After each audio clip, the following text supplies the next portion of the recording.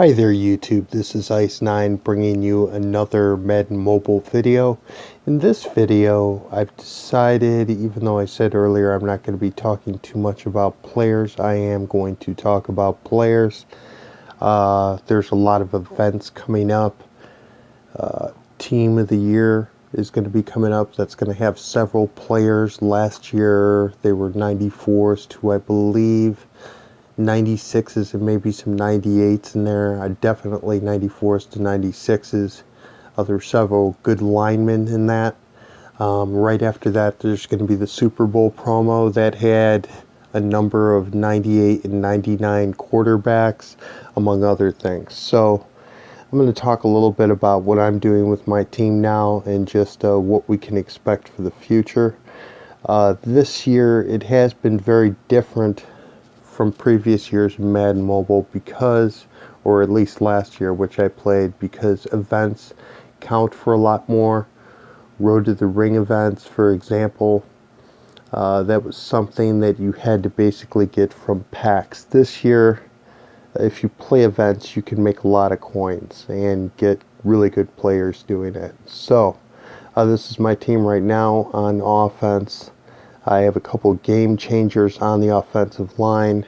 Ramon Foster, still pretty good stats, good pass block, decent run block, and he boosts +2 strength. The reason I got him is because I took BCA Eric Berry out of my lineup, so that's why I did that. Another big booster, I've seen a lot of people doing this, so I started doing it, and I really did notice the difference in my team was Jason Kelsey. He's a game changer with +2 acceleration, takes away +1 strength, but that's okay. We got a lot of strength boosters on this team. And the thing that I was really worried about when I got this guy is the pass block. It's terrible. 79, that's like a gold pass blocker. However, though, from the center position, you really don't see much in the way of differences from pass blocking, so I haven't noticed that.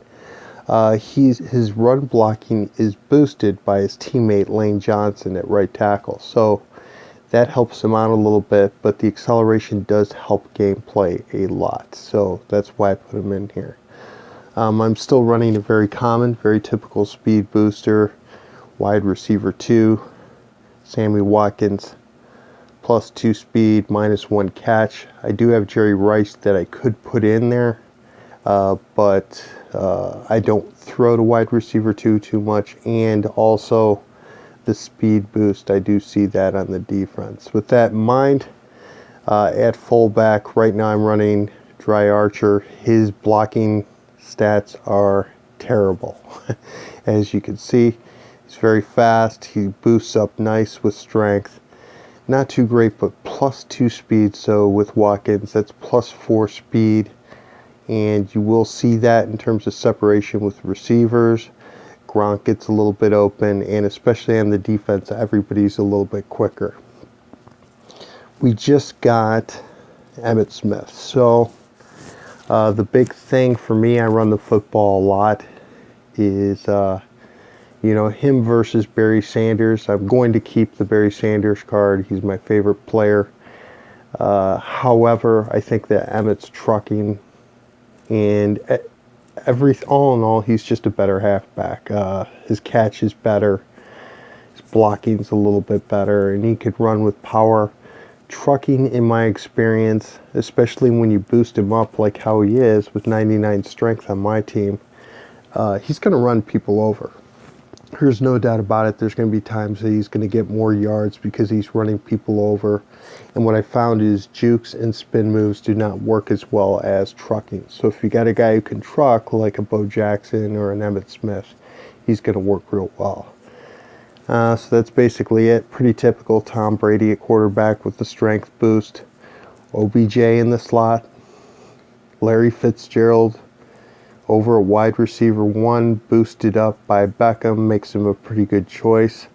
I think Rice is a little bit better in traffic than Fitz, but Fitz is taller.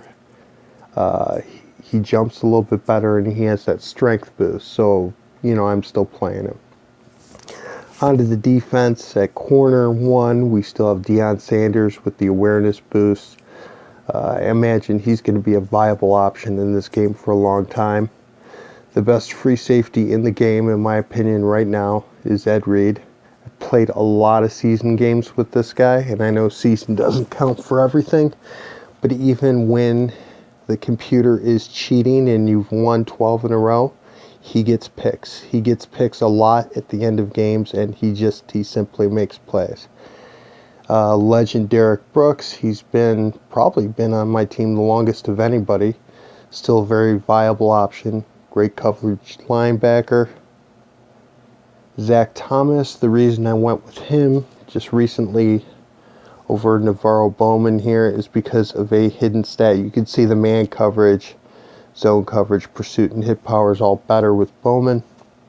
But there's one crucial thing that you need to look for when you're looking at players, especially linebackers, safeties, and corners, and that is play recognition.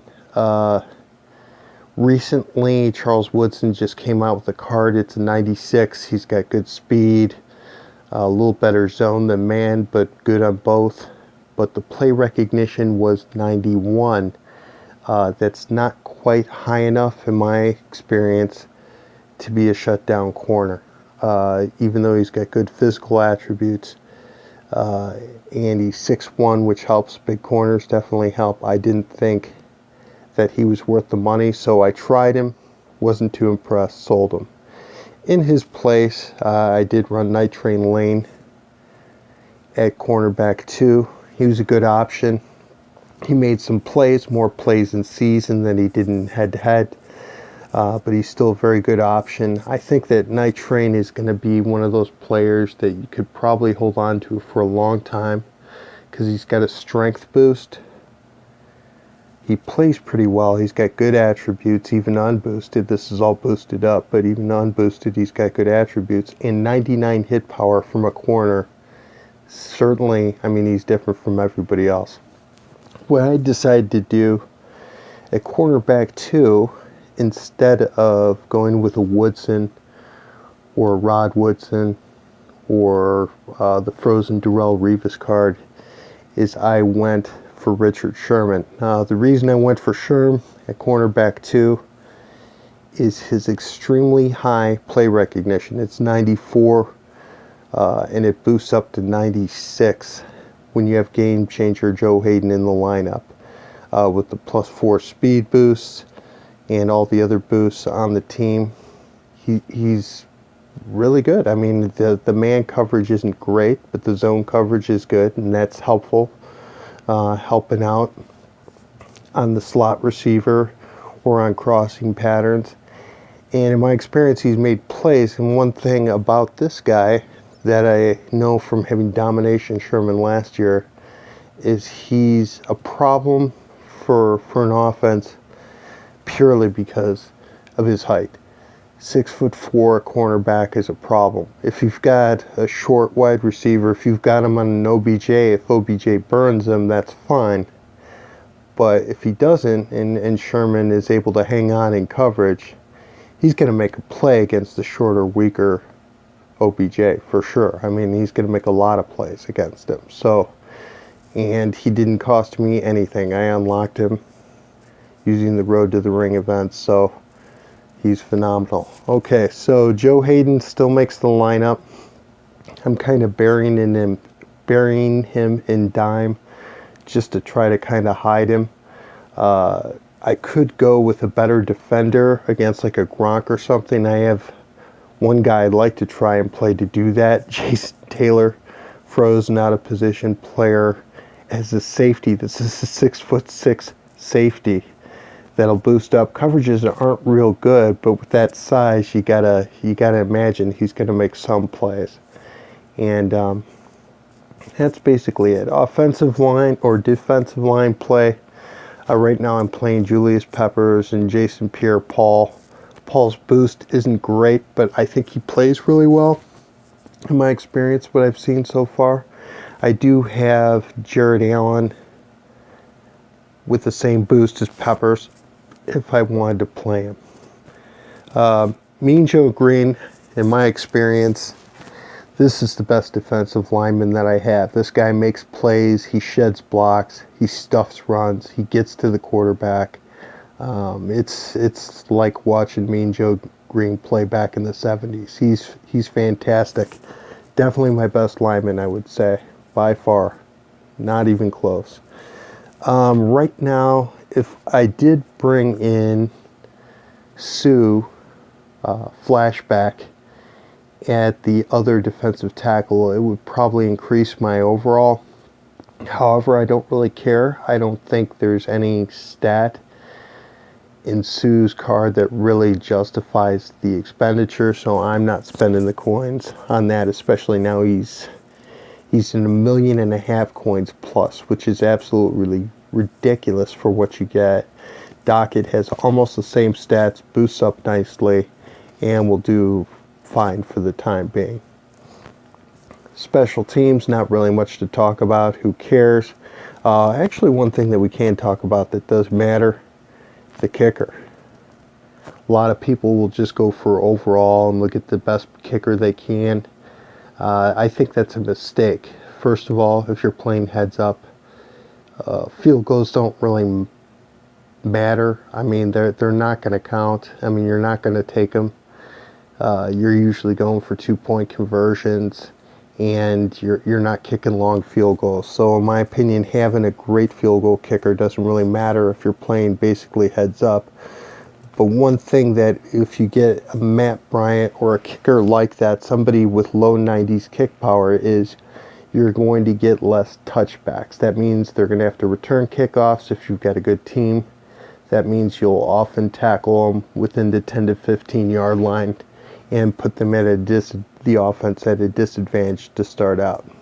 You can see I have Kicker Sue here, kind of a novelty item. Kind of funny, that's about it.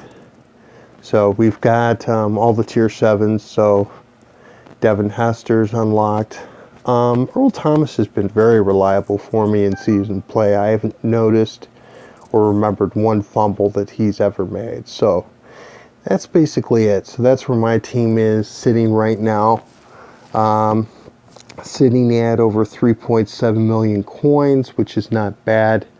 Like to bring it up there, but that's sitting pretty good. I'm not spending money right now on any legends that I've seen or any players that I've seen come out. I think that the really good players are going to be coming out in the next couple weeks.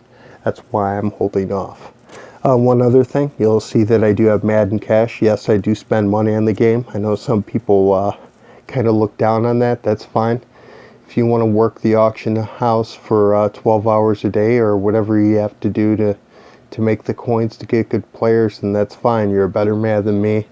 I'd rather spend the money. This year, I've decided, though, and it's actually worked out in my favor, that it's actually better to play events than to buy packs. It's always better to play the events. When a big event comes out, play the heck out of it. Play it, do a stamina refill, play it again, play it again, play it again.